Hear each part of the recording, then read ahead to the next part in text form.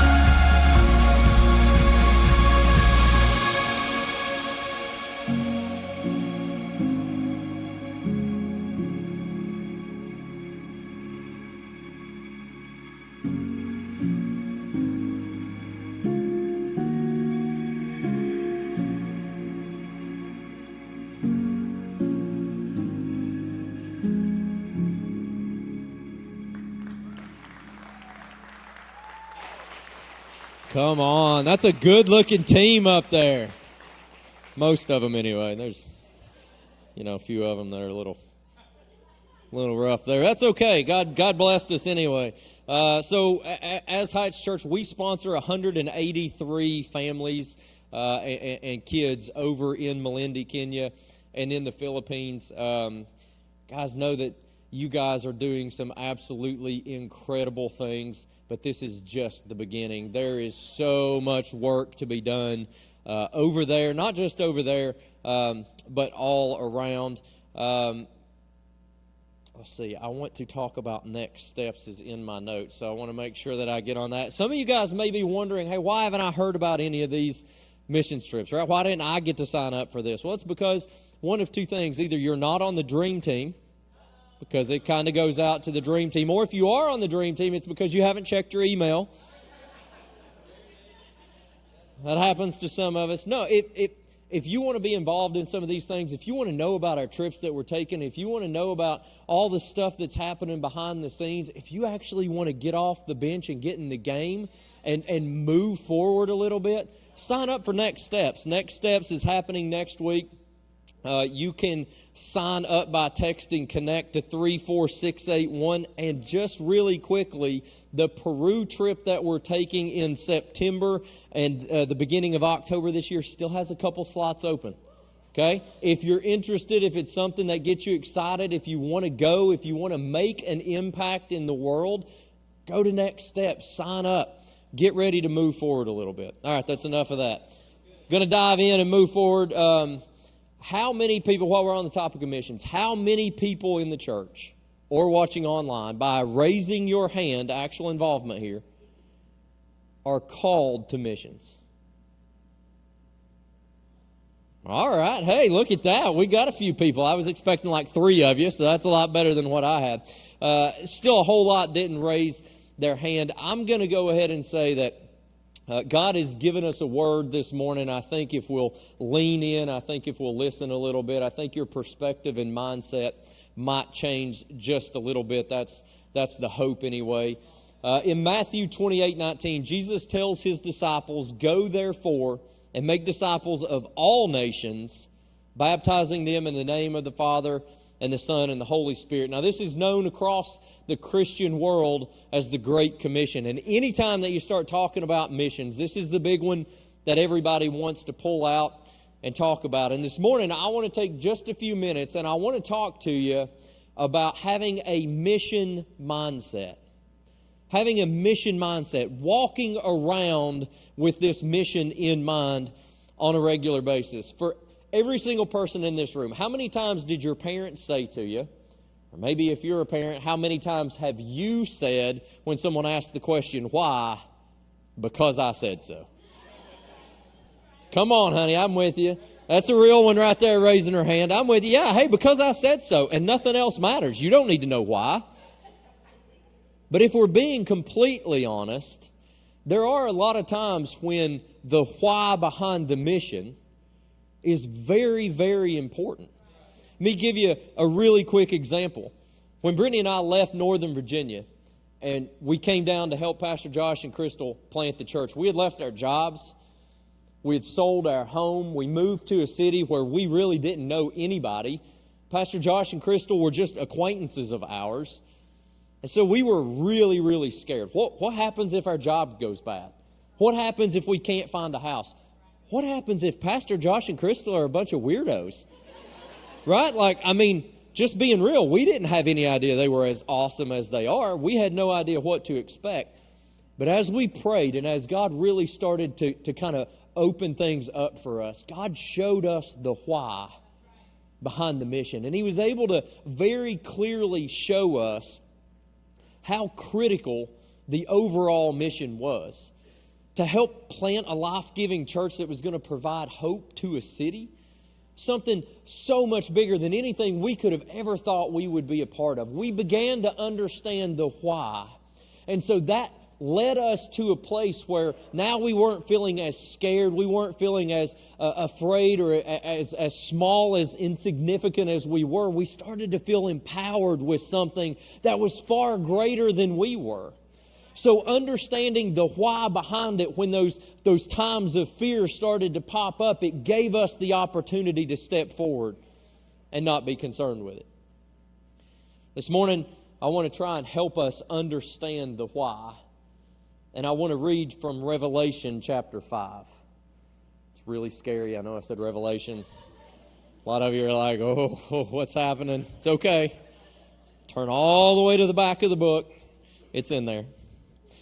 Revelation 5, 1 through 4. It says, "Then I saw in the right hand of him who was seated on the throne a scroll written within and on the back, and sealed with 7 seals.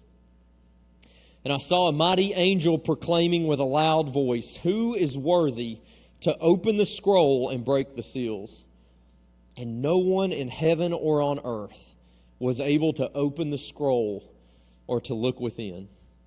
And I began to weep loudly because no one was found worthy to open the scroll or look within." I want to just give you some context here really quickly. The book of Revelation is written by John. John had been exiled to an island because of his faith, and the entire book is written based on visions that God has given to John, and as he writes those visions down, that's what comprises the entire book of Revelation. And so here in this particular vision, John sees this scroll, and what is contained within this scroll is God's entire salvation plan for mankind. And John sees the vision and he starts to understand the magnitude, how important and how critical that this scroll is. But then he begins to realize that there's no man in heaven or on earth who can open the scroll. And man, that really starts to weigh in on him a little bit. He starts to understand that if this scroll can't be opened, then that means salvation never comes. And if salvation never comes, then death and sin win. And the weight of all those realizations started to press down on John. And the Bible says he began to weep aloud. You see, apart from Jesus, there is no cure for sin. And that means that man would have to stand before God as he is in his sinful nature with nothing to cover himself, in a completely helpless and hopeless situation. The Bible describes it in a few different ways. It says in Romans 5:18, one trespass led to the condemnation for all. Romans 3:23 said, for all have sinned and come short of the glory of God. Romans 6:23 says, for the wages of sin is death. The sin of Adam and Eve led to condemnation for every single one of us. We're all born into sin after that point. And the problem with that is there's a penalty that must be paid for that sin, and that penalty is death. The Bible goes on to describe that death. 2 Thessalonians 1:9, it says, they will suffer the punishment of eternal destruction away from the presence of the Lord. Matthew 13:50, a blazing furnace where there will be weeping and gnashing of teeth. Thomas Watson, a great preacher and evangelist from the late 1700s, said it like this. Thus it is in hell they would die, but they cannot. The wicked shall be always dying, but never dead.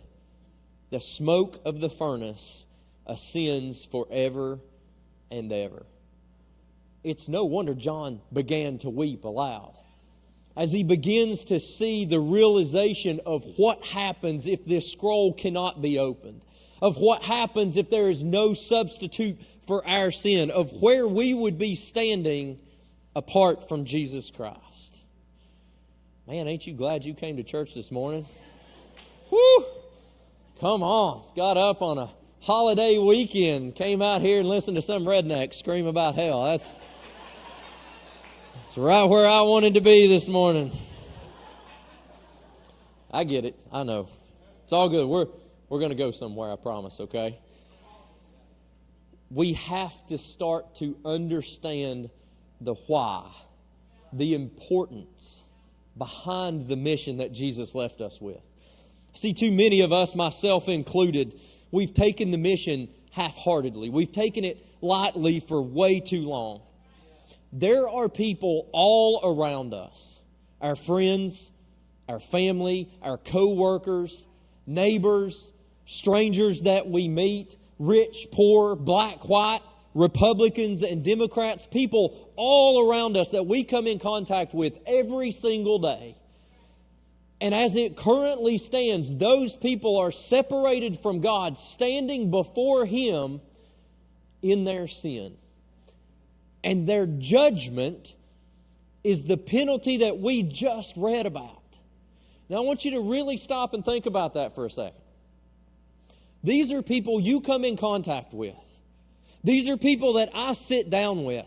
These are people we stand in line behind. These are people that we work with. These are people that you hang out with on the weekends. And you have conversations with these people all the time. You talk with them about sports. You'll talk with them about the weather. You'll talk to them about news and the elections and all these things. Never once taking a moment to speak to them about Jesus. Never once explaining to them where they stand before God.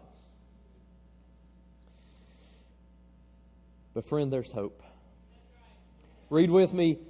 See, it's not all bad news. There's good news. Verse 5, it says, and one of the elders said to me, weep no more. Behold, the Lion of the tribe of Judah, the root of David, has conquered so that He can open the scroll. Church, it is the greatest news the world has ever known. It is the greatest news that has ever been told. We don't have to stand before God in our sin. Jesus died on a cross and He stands in our stead so that we don't have to die for that. Matthew 28:19 says, "Go and make disciples." That is the mission. That is what we were called to go out and tell the world, hey, there is hope. It doesn't have to end like this. It doesn't have to be this way. There's hope. Jesus had spent a little over 3 years with His disciples at this point when this takes place. And he taught them and He poured into them. There was over 1,000 days of lessons that Jesus taught to His disciples. And He taught them all kinds of incredible stuff. But right before He left, right before He ascended into heaven for the last time, He got His disciples around Him real close. Anybody have kids in the room? Bunch of kids? Yeah, I know. I'm sorry. I do too. I love my kids. They're not here, so I can say that about them right now. We've been raising our kids for 12 years at this point. But it never fails. Every time that we go to get a babysitter or leave our kids with some other random stranger, right before we leave, we'll get down really close to them. We'll gather them around and we'll get down really close to them and we'll say, hey, be good. Right? Obey. Let's be 100% honest. Don't burn the house down, right? Like that's the big thing. Just don't burn the house down. Make sure I come home. Everybody's alive. We've been raising them for a really long time. We've taught them a lot of really important lessons. But right before we walk out the door, the most important thing is what you leave your kids with. And that's what Jesus was doing with His disciples. He gathered them around and He said, hey, I know I've taught you a lot over the years. I've taught you how to pray. I've taught you how to pour into people. I've showed you miracles. We've preached. We've healed the sick. We've done all these things. But listen, I'm going away. And I have to tell you the most important thing. This is the most important thing for you to know and understand. Go tell them about me. Go tell them there's hope. Go tell them they don't have to stand before God by themselves. Church, that is the mission. That's what we were called to. So now I want to ask you a question again. How many of us feel called to the mission? How many of us in the room now start to see and understand, okay, hey, there's a little more to this. This is real and this is important. So that's great. We kind of get it. We kind of understand. But man, that's hard, Matt. There's so much to do. There's so many people to reach. How do we do that? How do we actually put that into action? Well, I'm glad you asked. I've got 3 very, very simple, very, very practical points to give you this morning so that you can walk out the doors and this very day immediately start carrying out the mission that Jesus gave to us. Number 1, we have to care. We have to care. If you don't care about the person, if you don't care about the soul, if you don't care about the situation that they're currently in standing before God, you'll never complete the mission. 1 Corinthians 13, 1-3 says, if I speak in the tongues of men and of angels, but I have not love, I am a noisy gong or a clanging cymbal. If I have prophetic powers and understand all mysteries and all knowledge, and I have all faith so as to remove mountains, but I have not love, I am nothing. If I give away all that I have and deliver up my body to be burned, but I have not love, I gain nothing. I gain nothing. See, Paul is telling us very simply, the most important thing that we need to go out and carry out this mission is not knowledge. We don't have to have a seminary background. We don't have to be a preacher. You don't have to be called into certain things. You don't have to have all this great teaching and biblical knowledge. The one thing you have to have in order to carry out the mission is a love for people. A love for the lost. Why love? Because in 1 Corinthians, continuing in that chapter, it says, because love is patient. Love is kind. It does not envy or boast. It is not arrogant. It does not insist on its own way. It rejoices in truth.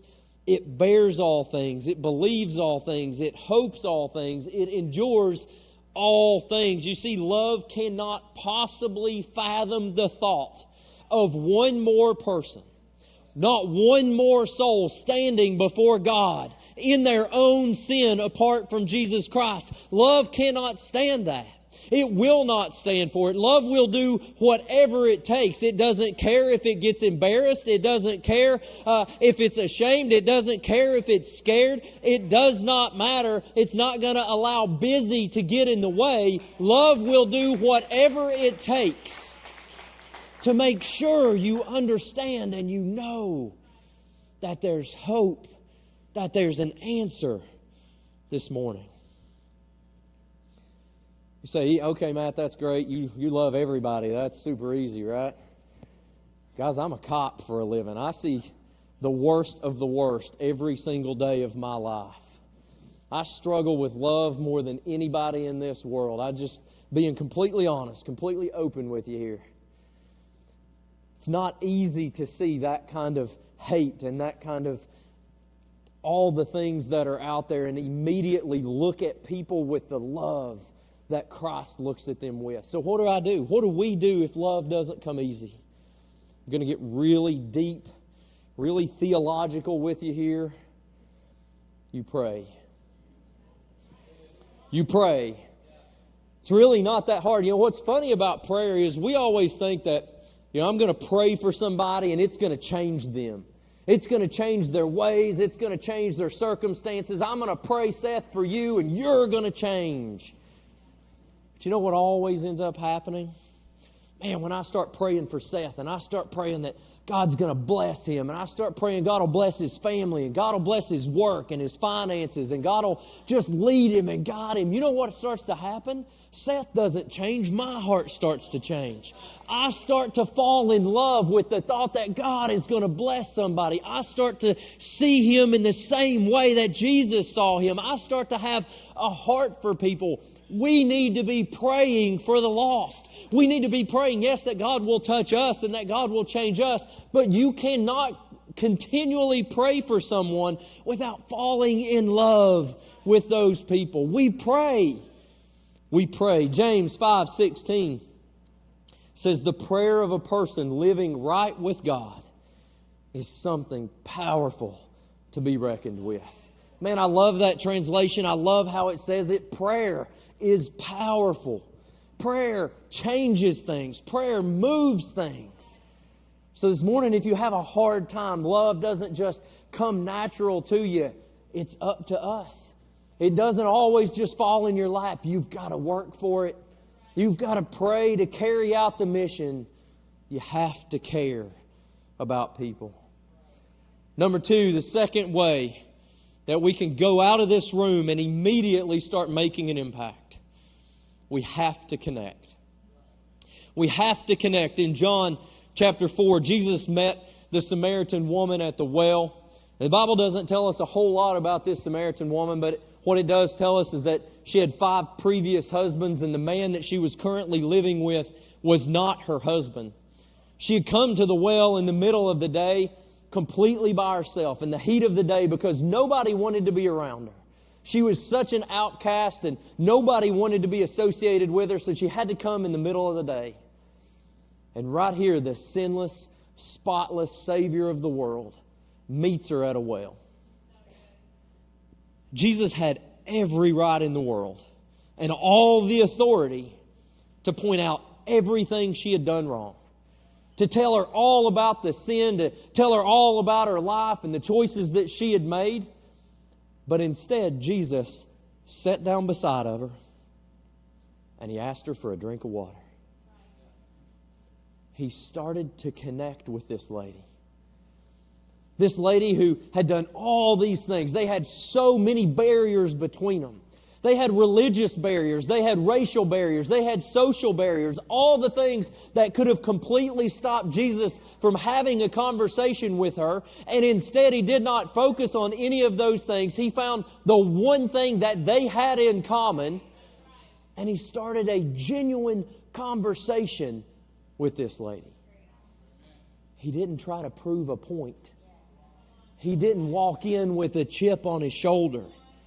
He didn't pick up a Bible and start hitting her on the head with it. He didn't pull out politics and tell her that who she votes for makes a difference. No, he found the one thing that they both needed and they both had in common, and he just started to connect. While we were over in Melindy, one of our sponsored families over there needed a house built. So we took our group and a bunch of the church members, and we walked to this family's compound, and we helped them finish up their house. Took us just a couple hours. It's not the way it is building a house here. It's not pouring foundations and stud walls. It's literally sticks in the ground, and you pack it with mud. And so it didn't take us a long time, but we packed this house with mud, and we got it standing, and the church and a bunch of the rest of them left, and our team was still standing around, and we walked over and we sat down with this family. We had all the differences in the world. We didn't even speak the same language that they spoke. And yet we used the simple thing of getting our hands muddy and slapping it on some walls to start to have a conversation with this family. We found something so common and ordinary to connect with. And during this conversation, we were able to lead the father of this family into a relationship with Jesus. Not because we did anything incredible, not because we were able to stand and preach to him and open up the Bible and go through all this stuff. It had nothing to do with that. It was because we took just a few minutes and found something that we had in common, and we just had a conversation. See, when you start to actually connect with somebody and have a conversation, and you don't walk in and try to prove a point, it brings the walls down a little bit. It brings the anxiety down a little bit. They start to see, wow, this person's just like me. They actually care about me. And you start to have a conversation, and it can lead to something spectacular. You know, the best way to connect with somebody is to meet a physical need. If you'll find a physical need that you can meet, it opens the door for Jesus to meet a spiritual need. You say, that's absolutely awesome, Matt. Love that. It's great theological teaching. Come on, I'm trying to throw out theological as much as I can. It makes me feel like, like I'm smarter than I really am. You say, great, but how do I do that, right? How do I do that on a regular basis? I'm going to give you practical step number 2. Practical step number 2, again, very deep. You look for opportunities to connect. We walk around so blind and so oblivious to the people who are around us. We are so busy and so caught up in me and so caught up in my schedule that we forget to look at the normal, everyday things that can lead us into a conversation with someone who needs Jesus. Luckily for you, RVA week is right around the corner. Come on. Little plug here. You know what's awesome about RVA week? You have absolutely no excuses whatsoever. The church has already gone through all the trouble of putting together over 50 projects, 50 tangible things where they've already met a physical need. Now you just get to show up and connect. Now you just get to show up and start to have a genuine conversation with somebody that can lead to a life-changing experience for that person. So number 1, we have to care. Have to care. Number 2, have to connect. And number 3, man, I'm proud of this one. I got 3 C's in a row. Like the alliteration that all the pastors do. Y'all don't know. Y'all have no idea. It's fine. Took me 4.5 weeks going through a thesaurus every day to figure out 3 C words that made sense. That's okay. Don't worry about it. All right.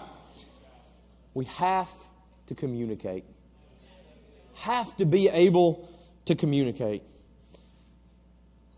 There are 2 things in this world that will immediately turn people against you. That'll immediately get them on the defensive without ever hearing you out, without ever hearing your intentions. If you start to talk about politics or religion, Man, the walls come up and the gloves come off. It is time to fight. I've got all my statistics, all my facts, all the Facebook tweets and Instagram, whatever they are, messengers, stuff, all that stuff.